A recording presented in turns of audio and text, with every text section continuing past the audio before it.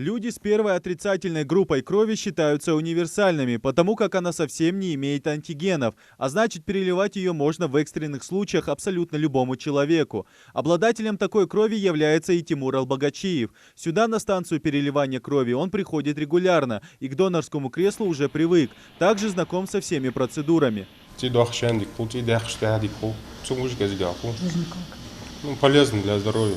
Сдай кровь, сохрани жизнь. Тем более, что для этого и нужно всего лишь прийти на станцию после хорошего 7-часового сна и легкого завтрака, исключая все жирное. Уже здесь, на месте, потенциальные доноры проходят предварительные лабораторные обследования и консультацию врача. Самое главное – отсутствие инфекционных, вирусных и хронических заболеваний. Он должен быть не поевший, жареный, жирный, молочный не должен есть. Просто сладкий чай, печенье, булочку.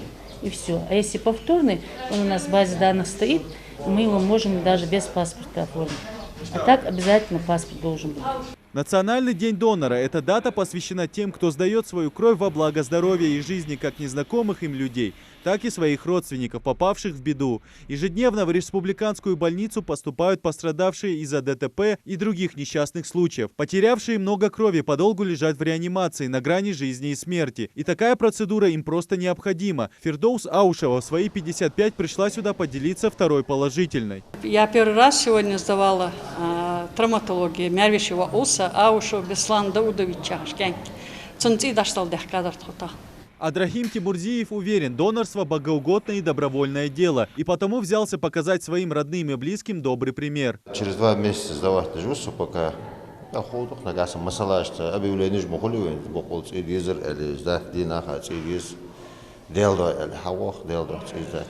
Желающих сдать кровь сегодня очень много, рассказывает Мака Тумгоева. У регистрационного окошка в ожидании своей очереди толпятся молодые люди. По словам главврача республиканской станции переливания крови, такого наплыва среди граждан сильно не хватает в обычное время. Принимаем мы с понедельника по пятницу. Мы работали также и в субботу. У нас была необходимость заготовки компонентов крови для тяжело больных. Причем мы нуждались в очень редкой 4-й группе. День тоже у нас прошел достаточно благополучно, потому что всех доноров, которых мы пригласили, к нам явились, смогли сдать кровь, и, естественно, мы смогли заготовить, сделать запасы крови.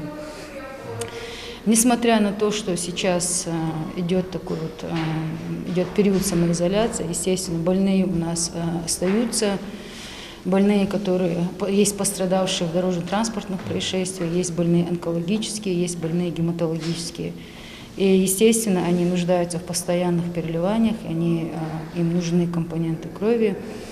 И, соответственно, если нет доноров, мы не можем оказывать помощь плановую для нуждающихся. Посидеть спокойно в течение 15 минут после сдачи крови, а далее выпить сладкий чай. Таковы общеизвестные рекомендации врачей. После такой процедуры организм нуждается в восстановлении, и поэтому здесь для доноров накрыт стол. Торты, пирожные и соки в помощь обессиленному, но отзывчивому. Идрис Ижиев, Адам Мережков, Магомед Дедигов, Новости 24.